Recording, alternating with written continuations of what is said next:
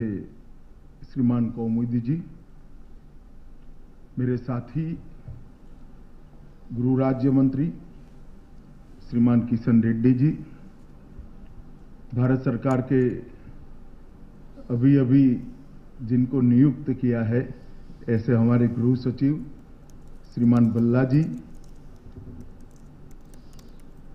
IB के director Shri Arvind Kumar ji, Shri Deshmukh जी, अरोड़ा जी और आज के कार्यक्रम में उपस्थित सभी गणमान्य अतिथियों, भाइयों और बहनों। वैसे तो आज मैं यहाँ bureau of police research and development की 50वीं सालगिरह पर स्थापना दिन पर आप सबके सामने उपस्थित हूँ। इसलिए सबसे पहले मैं हृदय से शुरुआत से अब तक जिन्होंने इन संस्था को प्रतिष्ठा दिलाने के लिए, आगे बढ़ाने के लिए, निरंतरता बनाए रखने के लिए और अपग्रेड करने के लिए जिन जिन लोगों ने योगदान दिया है वो सभी को भारत सरकार की ओर से हृदय से शुभकामनाएं और बधाई देता हूं। क्योंकि बहुत सारी संस्थाओं में मैं भी जुड़ा हुआ हूं, बहुत सारी संस्थाओं को चलाने का मुझे अनुभव भी है। कोई भी संस्था चाहे सरकारी हो या गैर सरकारी, जब 50 साल तक निरंतर चलती है तो हमें समझना चाहिए कि काम में भी दम है और काम करने वालों में भी दम है, वरना 50 साल तक चल नहीं सकता। और जहां तक बीपीआरएनडी का सवाल है, न सिर्फ 50 साल चले, 50 साल तक अपनी प्रासंगिकता बनाए हुए चले, अपनी रिलेवेंसी को बनाए रखना 50 साल तक किसी भी संस्था के लिए ये सरल काम नहीं है। और मानो कुछ पुलिस विभाग है तो उसको चलना ही है, क्योंकि सरकार की ओर से चलना एक संवैधानिक रोल है। मगर बीपीआरएनडी जैसी संस्थाओं का जो सीधा संवैधानिक रोल न होते हुए भी संवैधानिक रोल करने वाली पुलिस नाम की इंस्टीट्यूशन को मॉडर्नाइज करना, उसको अपग्रेड करना, इसके लिए अपनी रिलेवेंसी बनाए रखना मैं मानता हूं बहुत कठिन है। मैं हृदय से फिर से एक बार आप सबको बहुत बहुत बधाई देता हूं।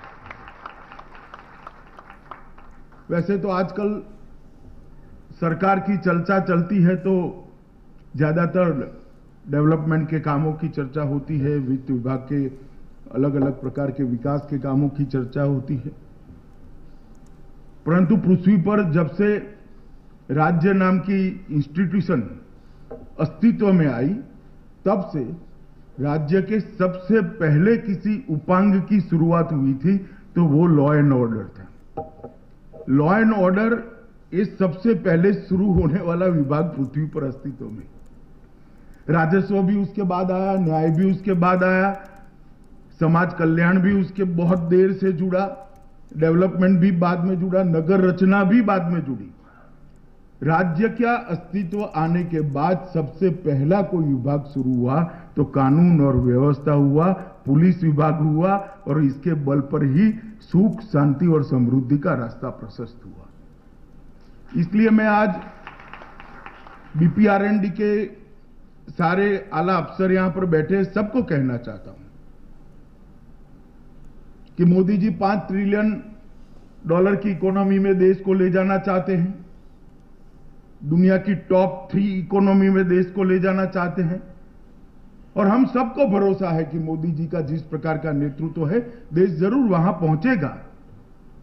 परंतु वो वहां पहुंचने के लिए निहायत जरूरी है कि कानून और व्यवस्था की स्थिति को हम बरकरार रखें और बेहतर बेहतर बेहतर बनाते जाएं, चाहे वो आंतरिक सुरक्षा हो चाहे बाह्य सुरक्षा हो। जब आंतरिक सुरक्षा के लिए जो आज के जमाने की हमारे सामने चैलेंजेस हैं, उसको हम जब तक वो चैलेंजेस के सामने खड़ा रहने का दमखम नहीं खड़ा करते, ये $5 ट्रिलियन की इकोनॉमी को, $5 ट्रिलियन की इकोनॉमी को के स्वप्न को सिद्ध करना नामुमकिन है। और ढेर सारी चुनौतियां आज हमारे सामने हैं, और इसलिए मैं बीपीआरएनडी के सभी साथियों को कहना चाहता हूं कि ये जो चुनौतियां हैं, वो चुनौतियों के लिए पुलिस बल को सुसज्ज करने में आपकी अहम भूमिका है। मॉडर्नाइजेशन, ट्रेनिंग, कई सारे काम आप देखते हैं, और एक नेशनल थिंक टैंक का आपका रोल है। कई सारे राज्यों में हमारा देश संघ राज्य है, एक फेडरल स्ट्रक्चर है, संघीय ढांचा हमने स्वीकार किया है। राज्य अपने अपने तरीके से चलते हैं। कुल मिलाकर police and law and order ये राज्य का सब्जेक्ट है, राज्य का विषय है। परंतु ये जरूरी नहीं है कि हर वक्त मोटिवेशन वाली और मोटिवेटेड करने वाला लीडरशिप हर राज्य की पुलिस को प्राप्त हो। कई बार होता है, कई बार नहीं होता है। मेरा भी अनुभव है, मैं देखता हूं कई बार मोटिवेशन और मोटिवेशन देने वाली और मोटिवेटेड लीडरशिप जब मिलती है तब तो अच्छा कर लेते हैं, मगर कई बार नहीं मिलती है, तब ग्राफ नीचे आने लगता है। तो बीपीआरएनडी का ये दायित्व है कि ग्राफ कभी नीचे ना आए, ग्राफ ऊपर ऊपर ऊपर ऊपर चलता है। और वो कब होता है? जब व्यवस्थाओं को हम इंस्टीट्यूशनलाइज करते हैं। व्यवस्थाओं को संस्थागत करना चाहिए। व्यवस्थाओं को कानून के महज एक नियमों के बंधन में बांधने की जगह स्वतः व्यवस्था एक नेचर बननी चाहिए, व्यवस्था एक स्वभाव बनना चाहिए पूरे पुलिस बल का, कांस्टेबल से लेकर डीजीपी तक का। जब एक व्यवस्था स्वभाव बनता है तो इसके लिए कोई पुस्तक बनाने की जरूरत नहीं है, कोई पुस्तक छापने की भी जरूरत नहीं। मेरा मतलब ये नहीं कि सारे पुस्तक छापे वो निरर्थक है, मगर हमने वो आइडियल कंडीशन की ओर जाने का एक लक्ष्य रखना चाहिए कि नेचुरल कोर्स में समय के साथ साथ देश भर के सभी राज्यों के कांस्टेबल से लेकर डीजीपी तक का पुलिसिंग का कंसेप्ट एक हो, एक वाक्यता हो, और सबको अपनी अपनी भूमिका की स्पष्टता हो। और ये काम एक डिटेल ट्रेनिंग के बगैर नहीं हो सकता है, और ये काम बीपीआरएनडी ने थिंक टैंक के नाते करना चाहिए, मुझे ऐसा लगता है। हमारे देश में पुलिस की शुरुआत कोतवाली से हुई, उसके बाद अंग्रेज आए, अंग्रेजों ने थानेदार बनाए, भारतीय पुलिस की मूल नींव रखने का काम किया। मगर उस वक्त पुलिस की रचना के पीछे राज्य का रक्षण करने की सोच थी, जनता का रक्षण करने की सोच नहीं थी। उनका राज यहां बना रहे इसलिए पुलिसिंग की व्यवस्था को रहा था, और पुलिस का एटीट्यूड भी उसी तरह से बनाया था कि भाई आप आईपीसी सीआरपीसी देखिए तो पहले राज्यद्रोह आता है, उसके बाद में मानव वध आता है। वो मेंटालिटी बताता है लेजिस्लेटर की कि भाई मेरा रेलवे को नुकसान करेगा वो गुना ज्यादा महत्वपूर्ण है, उसके बाद में मानव वध आता है। सरकार के खिलाफ कोई द्रोह करेगा वो गुना ज्यादा महत्वपूर्ण है, इसके बाद मानव वध आता है। वो उनकी मेंटालिटी को बताता है। अंग्रेजों के समय में जो पुलिस की रचना की, इसका मूल आशय उनके राज को बरकरार रखना था। आजादी के बाद सरदार पटेल ने, हमारे पहले गृह मंत्री ने, उसको एक अलग शेप देने का प्रयास किया, एक अलग कंसेप्ट हम लोगों के सामने रखा। पहले क्रांतिकारियों को दमन करने के लिए, आजादी के खिलाफ, आजादी के लिए जो अंग्रेजों के खिलाफ आंदोलन होते थे उसको दबाने के लिए पुलिस का उपयोग होता था, उनके खजाने के रक्षण के लिए होता था। सरदार पटेल ने पहली बार पुलिस को लोगों की सेवा के लिए, लोगों के अधिकारों के लिए और लोगों के मानव अधिकारों के रक्षण के लिए एक पहल सरदार पटेल ने की।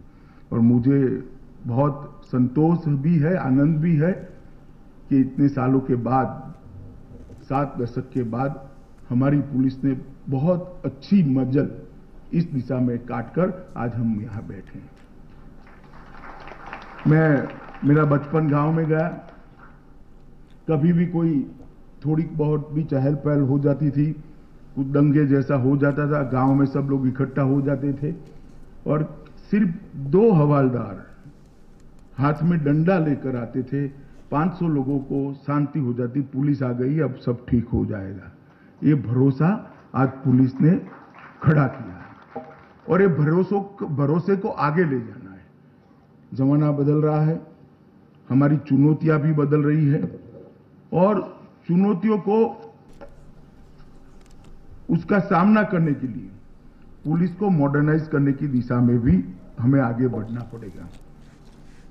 आज जब मैं यहां पर खड़ा हूं तब आप सबको याद कराना चाहता हूं कि देश की आंतरिक सुरक्षा को बल देने के लिए, देश को आंतरिक रूप से सुरक्षित करने के लिए अब तक लगभग 34,800 से ज्यादा पुलिस जवानों ने अपनी सर्वोच्च बलिदान, अपना जान का बलिदान दिया है।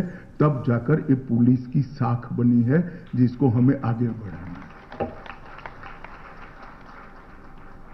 जब काम करते हैं तब मालूम नहीं होता, परंतु एक व्यक्ति का बलिदान जब होता है तब हमें इसकी अहमियत मालूम होती है कि 34,000 लोगों ने अपना सर्वोच्च बलिदान इस देश को आंतरिक रूप से सुरक्षित करने के लिए दिया है और इसी का नतीजा है कि पुलिस की ये साख बनी है। मेरा मानना है कि उसको आगे बढ़ाना पड़ेगा। पुलिस रिफॉर्म्स एक बहुत लंबी प्रक्रिया है, निरंतर चलने वाली प्रक्रिया है, इसका कभी अंत नहीं होने वाला है। चुनौतियां जैसे बदलेगी, इसको अलग तरीके से पुलिस रिफॉर्म को हमने आगे बढ़ाना पड़ेगा। मगर पुलिसिंग में रिफॉर्म वो बहुत बड़ा कंसेप्ट है, उसको नए सिरे से बीपी आरएनडी ने डिजाइन करना पड़ेगा। पुलिस रिफॉर्म और पुलिसिंग में रिफॉर्म दो में बहुत बड़ा अंतर है और मुझे लगता है पुलिसिंग में रिफॉर्म की भी जरूरत है। एक पूरा पुलिस का नजरिया कानून और व्यवस्था को टैकल करने का हमें बदलना पड़ेगा।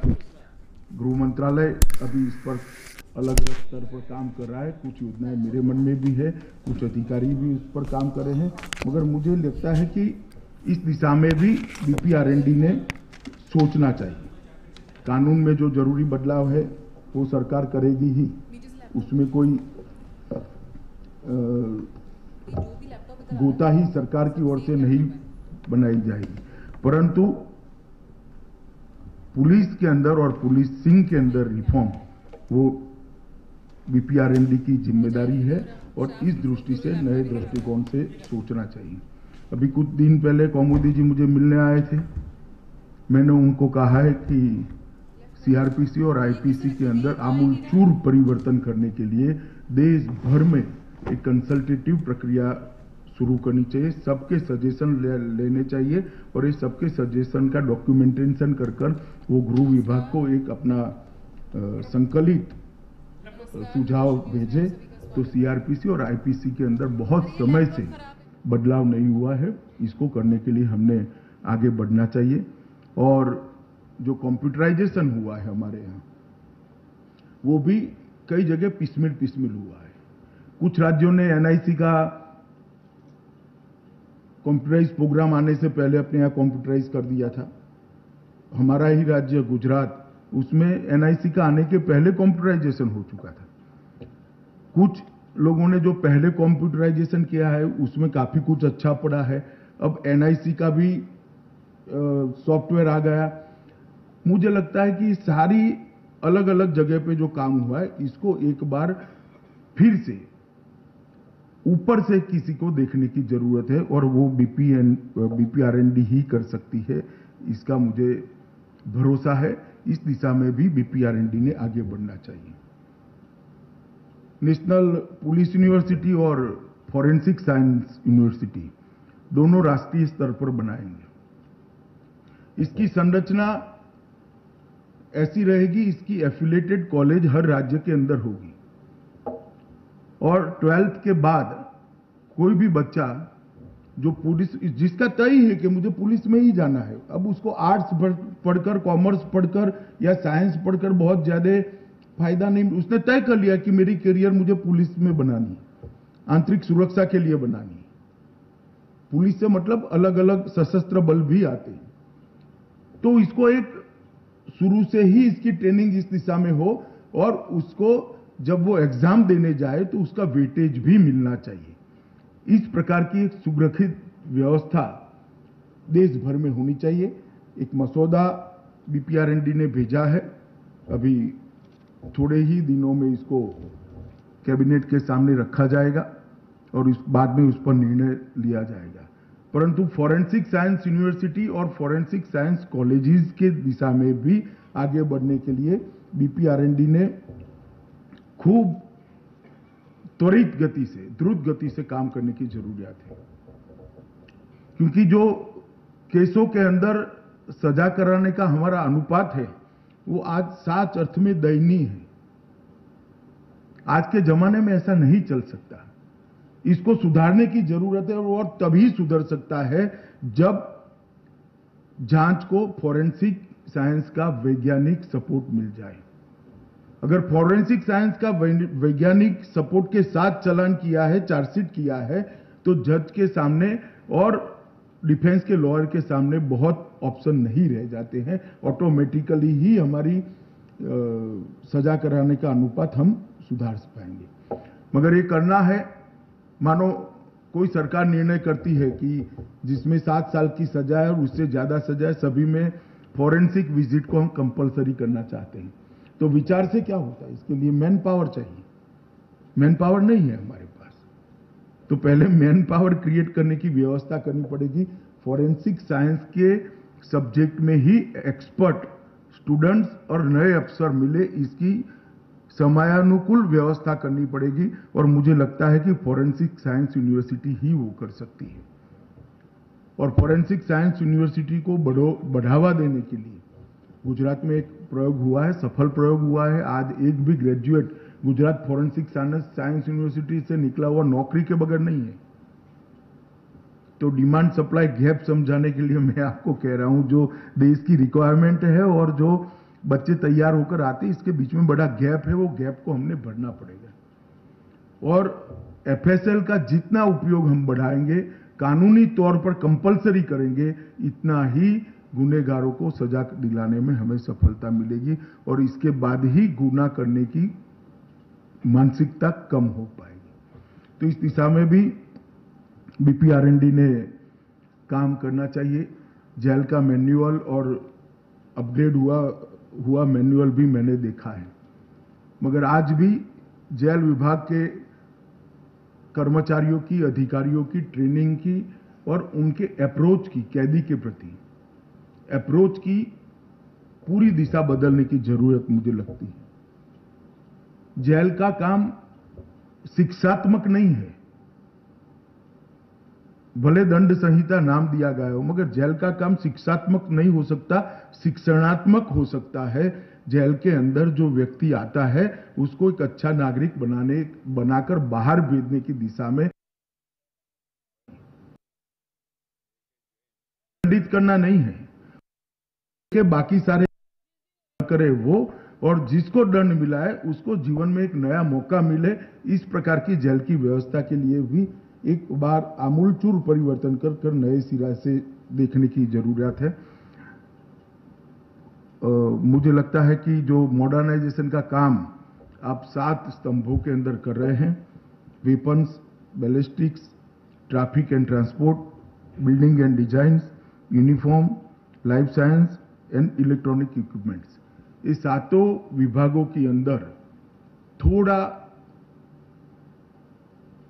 सामंजस्य रहे, एक दूसरे का सभी के साथ रिलेशनशिप है, तो इसको स्तंभ मानने की जगह एक रिलेटिव दृष्टि से मॉडर्नाइजेशन की पूरी स्कीम हमारी बने, इसकी दिशा में भी देखना चाहिए। अब तक जो प्रस्ताव आते हैं मॉडर्नाइजेशन का, मेरा पढ़ने लिखने का स्वभाव है, मैंने बारीक दृष्टि से देखा है।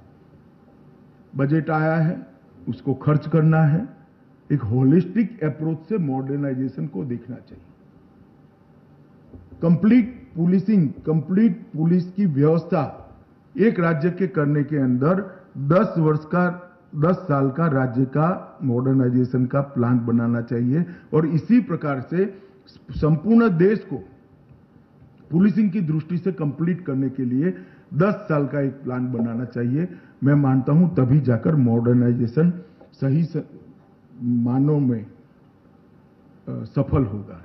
और ये बात बहुत जरूरी है कि क्रिमिनल और क्रिमिनल माइंडेड लोगों से पुलिस 4 कदम आगे रहनी चाहिए, पीछे नहीं रहनी चाहिए। और वो तभी हो सकता है जब मॉडर्नाइजेशन को एक होलिस्टिक व्यू लेकर हम देखें। तो अब ये कोई 3rd डिग्री का जमाना नहीं है। इन्वेस्टिगेशन के लिए भी हमने साइंटिफिक तरीकों को उपयोग करना पड़ेगा।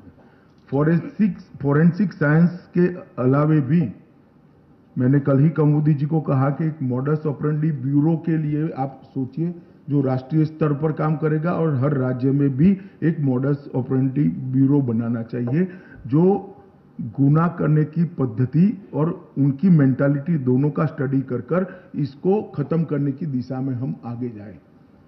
मुझे लगता है इस दिशा में भी बीपीआरएनडी ने काफी काम करने की जरूरत है।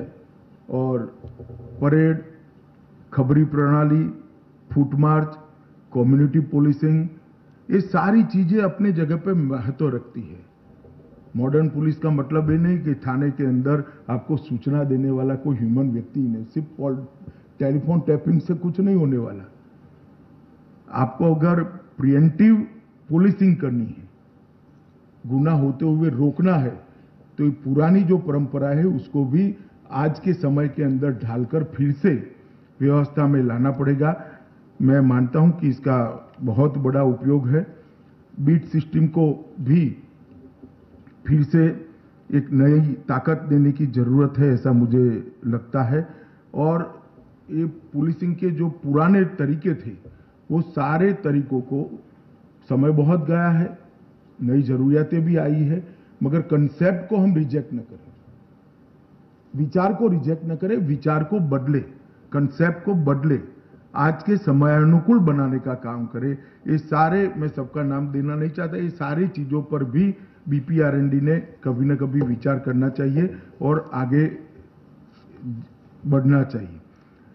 फोरेंसिक साइंस का निर्भया फंड आने के बाद उस तक ही सीमित रह जाए, ऐसा न हो, ऐसा मुझे कभी कभी भय लगता है। बीपीआरएनडी का काम है कि सारे राज्यों को, मुख्यमंत्रियों को और गृह मंत्रियों को भी सेंसिटाइज कर बजट पुलिस विभाग के लिए बढ़े। एक आइडियल पुलिस विभाग बढ़ने के लिए उनके राज्यों में क्या क्या पूर्तता करने की जरूरत है, इसको भी रिसर्च सर्च कर एनालिसिस कर बीपीआरएनडी दे तो राज्यों में काफी फायदा हो सकता है। बहुत सारी बातें कही जा सकती है, परंतु अब तक जो हुआ है वो संतोष व्यक्त करने जैसा हुआ है, बहुत अच्छा हुआ है। इतना मैं जरूर कहना चाहता हूं कि बीपीआरएनडी ने जो 50 सालों के अंदर देश की पुलिसिंग को आगे बढ़ाने के लिए जो योगदान दिया है, वो देश की आंतरिक सुरक्षा में अतुलनीय है, अद्वितीय है। और ये संस्था जितनी मजबूत बनेगी, इतनी ही हमारी आंतरिक सुरक्षा मजबूत बनेगी। प्रधानमंत्री जी ने पुलिसिंग का कंसेप्ट रखा था, अभी एक फिल्म के अंदर बताया गया, मगर मैं मानता हूं कि हम आंतरिक सुरक्षा से काम से जुड़े हुए सभी लोग एक ऐसे वातावरण की निर्मित करें कि भारत टॉप 3 इकोनॉमी में लाने का जो प्रधानमंत्री जी का स्वप्न है, मोदी जी का स्वप्न है, इसको हम अपने कुछ ही समय के अंदर पूरा होते हुए देख सकें और आंतरिक सुरक्षा की सारी चैलेंजेस को हम पार कर सके, इसका सामना कर सके, चुनौतियों का मुंह तोड़ जवाब दे सके।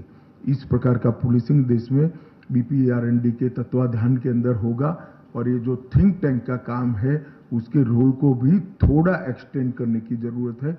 मैं जब बैठूंगा इनके साथ, आप लोगों के साथ, तब बताऊंगा। परंतु प्रोएक्टिव रोल बीपीआरएनडी ने करना चाहिए और अपने दायरों को थोड़ा बढ़ाना भी चाहिए। इतना ही मुझे आज कहना था। मैं आज जिन लोगों को पदक मिले हैं और विशेषकर छोटे छोटे राज्यों से भी, नॉर्थ ईस्ट और छोटे राज्यों से भी पदक सब अलग अलग स्तर के अधिकारी को, कर्मचारियों को मिले हैं। मैं सबको बहुत बहुत बधाई देता हूं और बीपीआरएनडी को ये 50 साल, आज आप 50वें साल में एंटर कर रहे हैं। 100वें साल में देश का कोई गृह मंत्री आए तब बीपीआरएनडी का इतिहास और रोल दोनों बहुत उज्जवल हो, स्वर्णिम हो, ऐसी मैं शुभकामना देकर मेरी बात को समाप्त करता हूं। वंदे मातरम।